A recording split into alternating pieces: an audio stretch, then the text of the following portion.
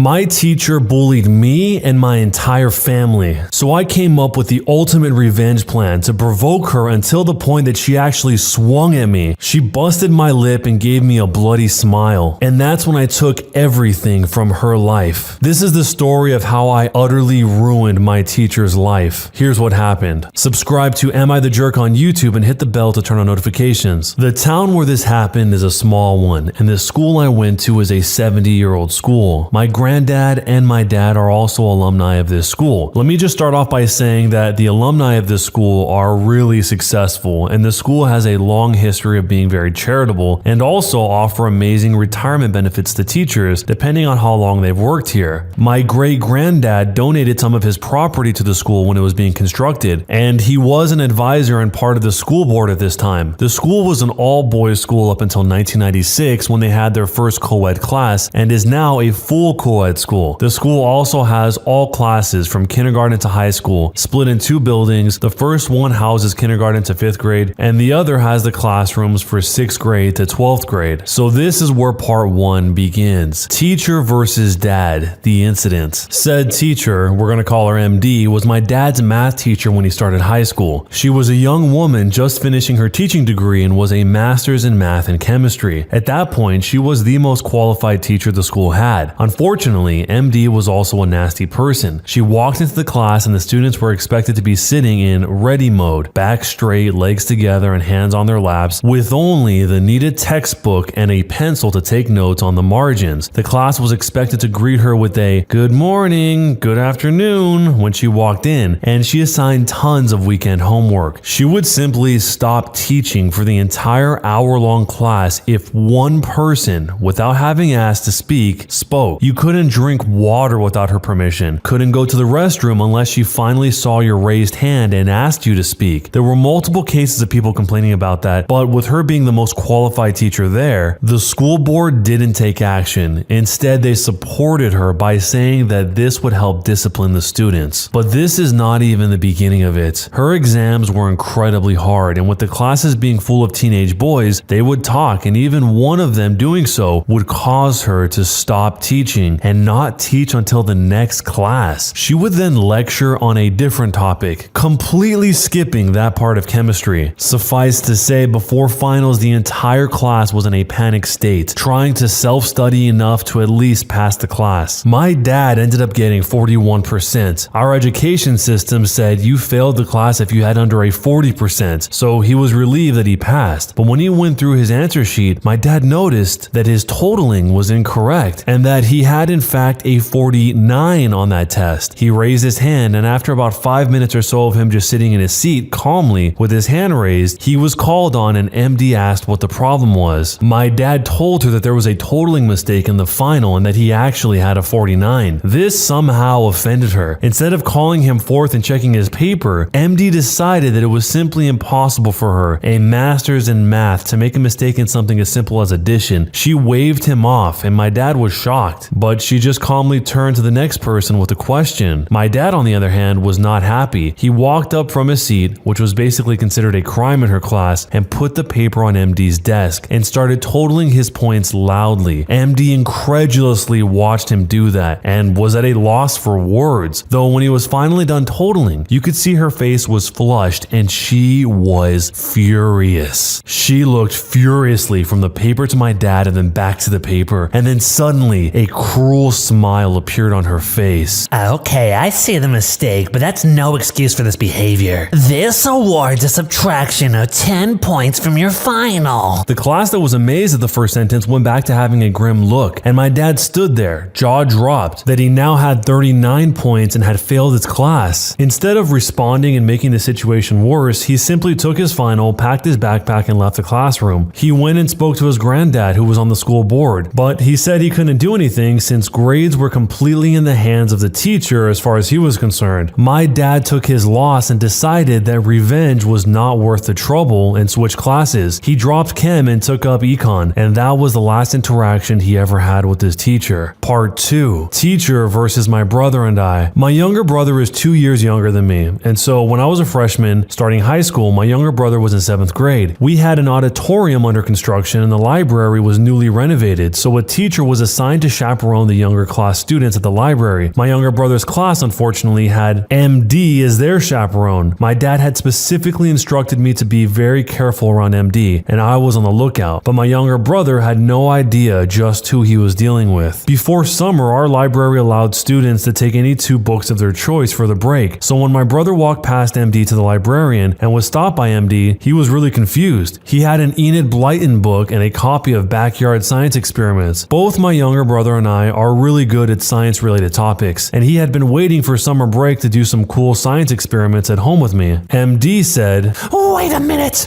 what book do you have there, B? B, my younger brother, said, a storybook and a backyard science book, ma'am. And what do you think you're going to do with that backyard science book? Turning to the other library staff, I taught his father. No brains in there. You would have no idea what to do with this book. Leave it for someone who does. and with that, she snatched the book from his hands and walked away, the library staff giving awkward laughs behind her. When he came looking for me crying, I was furious. I was a really popular guy at school. I won quizzes and debates and represented the school in national competitions. My friends and I literally had an entire showcase of trophies at school with our names embossed on it, and most teachers loved us. Man, the vice principal of the school and our group were on first name basis. He chaperoned us on all the competitions we represented the school in, but when he told me what had happened, I was dumbfounded. I had no idea how to react, but for the moment, I went to the library and got another copy of the Backyard Science book to console my brother. But then we were out for summer vacation and I didn't think too much of it. Side note, in the summer, we attended a science summit and my school friends and I won prizes for having the most efficient hydraulic gear-based pulley system and the second fastest chemical fuel race boat. This was before I ever took a high school chemistry or physics course. This was announced in school assembly the first day after summer break. When we came back for fall, I had a chem class with MD the first day of school. This was also right after the assembly where my group was given the award. So we go to the chem lab and MD is one of the lab instructors setting up an experiment designed to liberate hydrochloric acid fumes in a gas flask. Some moments passed by and we could see that some mistake had been done as there was no reaction in the mixture. It turns out the zinc granules were impure and rusted, but MD somehow got the idea that turning on the Bunsen burner at full blast would help the experiment. After collecting the gas for about 3 minutes, which is 2.5 minutes too long since hydrochloric acid fumes are toxic if inhaled, she is satisfied. She then pulls up the flask to show the class how we do experiments. The cherry on top is when she opens the flask and brings it uncomfortably close to the girl beside me. MD says, Does it smell pungent? the girl awkwardly smells it and jerks away. To someone who has no clue, that would be a plausible confirmation, but I knew that it was complete horse doo-doo. I could see that the girl knew about pungent fumes and cringed away on reflex, and not because it was actually pungent. I don't know why I did it, but at that moment, I snorted loudly. MD instantly zooms in on me, walking toward me with her face contorting into an ugly expression, and she goes, Something funny you'd care to share with us? I knew I messed up, but I was also angry. This person in front of me had bullied my younger brother and my dad. I remembered that, and suddenly, all my verbal sensors were shut down. I told her, you and I both know that you didn't smell anything pungent. That experiment you just did was a failure. Oh, you think you know more than me? She turned to the class. He thinks he knows more than me. You know what? I'll step down. Why don't you teach the class, Professor OP? I said, oh, absolutely. To the absolute shock of everyone watching, I walk up to the podium and while maintaining eye contact with MD, I say, first thing to remember class, turn to experiment 1 of your lab textbook. Read the warnings. The gas is pungent and also poison. How dare you! Has no one taught you manners? This is no roadside shack, and you will do well to remember that. Else you're going to have a couple of broken bones. This was originally in a different language, but if you want the exact translation, it was, I'll break your limbs and feed them to you. She is absolutely furious, grabs me by the hand and proceeds to drag me to the principal's office. On the way there, we cross the vice principal's office and he sees MD dragging me away and runs out. The vice principal says, what What's going on here? Before I can say anything, MD starts ranting to him about how disrespectful and unacceptable my class behavior is and is heaving by the end of her spiel. The VP gives me a searching look and then responds with, "Go back to class, MD. I'll deal with him." We head back to his office and he offers me a seat and a glass of water. Then he says, "Now what actually happened in class, OP?" He asks with a sigh. I tell him exactly what happened. Once he hears my side of the story, he looks at me incredulously and asks me if I really went to the podium and started lecturing the class. I look up and see the gobsmacked look on the VP's normally reserved face. Imagine someone who looks like a male Minerva McGonagall being completely shocked. I couldn't stop myself. I started with a snicker, which then turned into full-blown laughter. I laughed until my stomach hurt and my eyes teared up. To my surprise, the vice principal was also smiling wildly at that. He shook his head and that reversed his expression back. "I know what happened there had you concerned for class safety, but that is no reason for such disruptive behavior. Aside from that, I'm gonna personally investigate what happened in that class, and if MD is found to be intentionally forcing students to inhale harmful chemicals, she will be sacked immediately. Oh, and you're supposed to hand over a written apology to MD about this behavior. Now get moving." I sighed and headed back to class, and I really thought that I had ended MD's career. Oh, how wrong I was. She changed the story so it looked like she had purposely done the experiment wrong and was about to reprimand that girl for inhaling what could have been a harmful chemical. MD pulled one on me and had me look like I was just an insolent child who thought that he knew everything by reading a chapter of the book. And here I stopped myself. This event was me just going in head on with the teacher who had been in the school for longer than 35 years. Which brings us to part 3, pro-revenge mode. Now I knew that I wanted to help my brother, but I needed to get rid of her. My dad knew about what happened in school and he wanted me to not engage with MD. He said it wasn't worth it, but by now I was in the game. She had played her card. It was my turn now. I don't know what made it so that she had such a problem with my dad and my younger brother. They were quiet and hardworking students. I felt she had something against our family and I was convinced that my younger brother would have to deal with the problem if I somehow messed up and got expelled or made a worse enemy out of MD. This was war and I had a new plan. I started to act really sheepish around her and made it a point to stay back after class and ask her questions in the most polite way possible. I was the kid who was guilty of not understanding the plans of elders. I portrayed myself as an amazing student who MD had succeeded in humbling. I slowly but surely made my way into the category best described by the term bootlicker. It hurt me inside to do it, but with what I had planned, if this went well, it made me lightheaded with anticipation. I was in it to win it. I conceded defeat in a fight to win the war. 2 years later, I'm in junior year. My brother just started high school and he was taking the chemistry class with MD. I was the highest scorer in chemistry and was a pet to MD. She had started to like the version of me that I had portrayed and made me the lab assistant for that year. 2 of my best friends knew what I had planned. Everyone else in the class hated me for being the teacher's pet and getting straight A's when the next highest grade was a B-. Everything was going according to plan. On the first day of class, I replaced her stool, one of the 3-legged ones, with a broken stool. This was supposed to be the first in a series of pranks that would hit her that day. She came to class and went to take her seat, and boy, she fell. Well, she somehow hit her hand on the wall and cried out. Yep, that must have hurt. She was definitely overweight, and it couldn't be traced back to me. I smiled on the inside as I rushed to her and helped her back up. I ran and fetched her another chair. While inside, the freshmen were trying their best not to laugh. When I got back from the room that had the extra stools, I walked into the side of her screaming like a banshee. But what got me furious was that she was screaming at my younger brother. Apparently, she had said something like, "Stupid tools and stupid lab assistant fools." To which my brother had responded with, "It's not my brother's fault you're too heavy for the stool." Though I loved him for it, he really needed to learn where to come to my aid. But then I didn't do much. I just replaced the chair while silently trying to communicate to my brother to calm down. Nothing else of concern happened that day till the time when school was over and the teachers were heading back. Stage 2 was in motion. We heard a loud bang and immediately the large crowd of students nearby all headed towards the teacher's car parking lot. We saw MD's car smoking and the exhaust blown right off. Keep in mind that it was an older car and we had decided to block off the exhaust with clay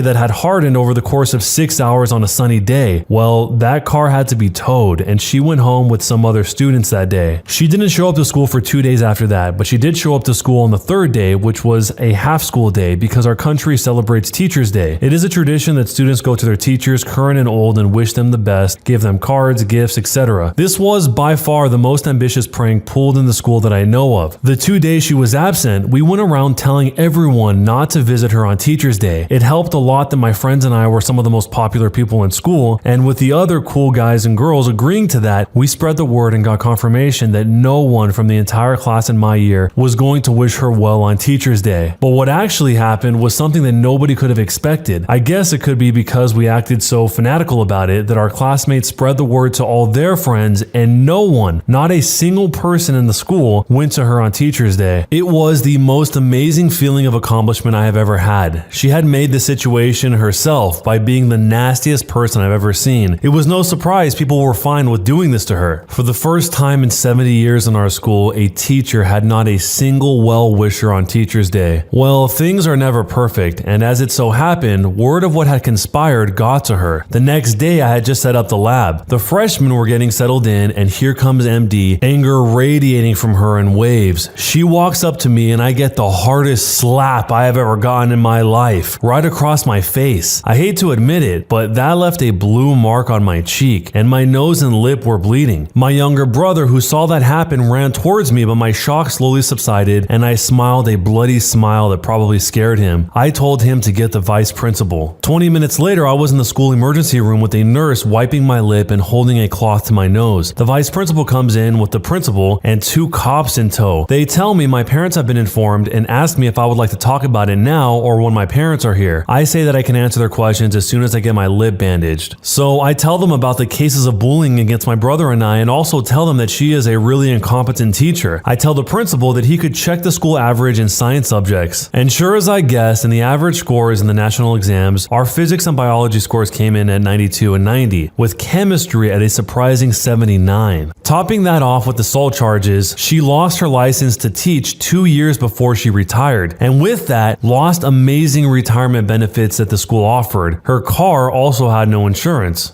That's not all though. One could ask, what could be worse? Well, consider this. The fall she had off the stool ended up with her going to the hospital for an x-ray of her wrist and hip that she suspected might have been broken. Well, the wrist sure had a hairline fracture. The hip was fine, but well, the x-ray showed another thing. I don't think it's normal for anyone to laugh when someone is diagnosed with stage 3 cancer, but I did. Also, I later met with her only living family member, her nephew, who had long cut all contact with her but had been contacted by the police in the hospital. That's where I found out the truth. Well, I never could have guessed what I found out there. MD's mom was my great-granddad's niece, through my great-granddad's younger brother who had stolen money from the family and tried to kill my great-granddad. Well, he was disowned, and no one knew this entire time. Well, not that anyone would care. I'm just happy that this nasty woman is out of our lives, for good this time, because apparently she died last year with no one by her side. So, am I the jerk for how I got my revenge? This revenge went deep, and when he coordinated everyone to not visit her on Teacher's Day, he must have known that something was going to come of that, but he probably didn't expect it to be getting his lip busted by his own teacher. I have a feeling that the entire revenge plan was probably going to be a bit more elaborate than this, but when she swung on him, he didn't have to execute his plan any further. That was it. He showed it to the vice principal and the principal, the police come, she loses everything, her retirement, her current license, and this entire war that they've been waging between the two of them. One thing I did wonder is what language the expression that she used comes from. I'll break your limbs and feed them to you. If anyone knows what language that originally comes from, let me know down below, because I'm sure it probably just translates weird over to English, but sounds more natural in the native language. And as unlikable as the teacher was throughout this entire thing, I'm sure she probably was really hurt that nobody came to visit her on Teacher's Day. Not nobody in that one grade, but nobody at all. She might have even cried when that happened, and when she found out who caused it, that fear and sadness of nobody being there turned into anger, and anger leads to hate, and hate leads to suffering. And ultimately, she suffered quite a lot at the end of this, because after it was all said and done, with no family, no retirement, no vindication, and she had to deal with this assault charge, she ended up getting cancer and then dying. So now that you know the whole story, was this revenge justified, or was it going too far? Let me know down below in jerk or not a jerk, and why.